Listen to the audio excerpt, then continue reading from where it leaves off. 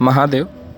पिछले वीडियो में हम लोग चमत्कार चिंतामणि के अध्ययन के क्रम में पंचम और षष्ठ भाव में स्थित मंगल के फल के बारे में चर्चा किए थे।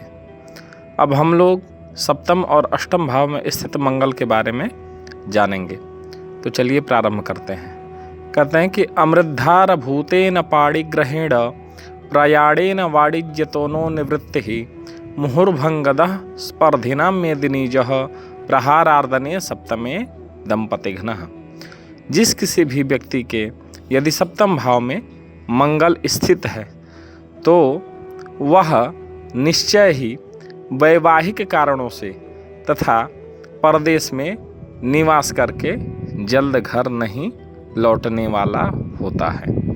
यदि इस स्थिति में कोई भी व्यक्ति होता है तो वह विवाह के पश्चात या अन्य किसी भी कारणों से वह विदेश में निवास करने वाला होता है।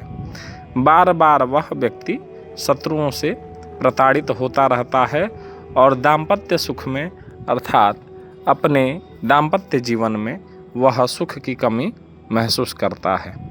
इसी प्रकार से यदि ग्रह स्थिति अर्थात मंगल सप्तम भाव में स्त्री की कुंडली में यदि स्थित होता है तो वह अपने जीवन में दाम्पत्य सुख अर्थात पति का सुख प्राप्त करने में कमी महसूस करेगी। और यदि इस प्रकार की स्थिति सप्तम भाव में पुरुष की कुंडली में है तो वह स्त्री पक्ष से कमी महसूस करेगा। अब हम लोग अष्टम भाव में स्थित फल की चर्चा करेंगे।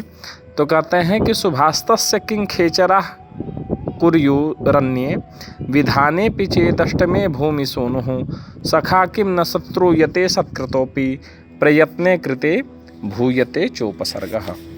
जिस किसी भी मनुष्य के अष्टम भाव में यदि मंगल हो तो अन्य ग्रहों के भाग्यदायक होने पर भी वह व्यक्ति अपने सुख में कमी महसूस करता है, अर्थात वह किसी न किसी कारण से हमेशा दुखी रहने वाला होता है। उस व्यक्ति का आदर सत्कार करने पर भी उसके मित्र शत्रु की भांति उस व्यक्ति से व्यवहार करते हैं।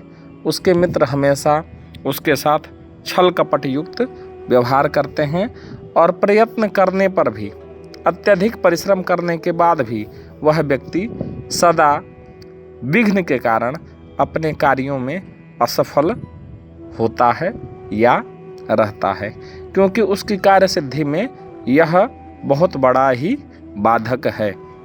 इस प्रकार से सप्तम भाव में स्थित मंगल दाम्पत्य जीवन के सुख में कमी को महसूस कराता है और अष्टम भाव में स्थित मंगल सभी प्रकार के कार्यों में बाधा उत्पन्न करता है।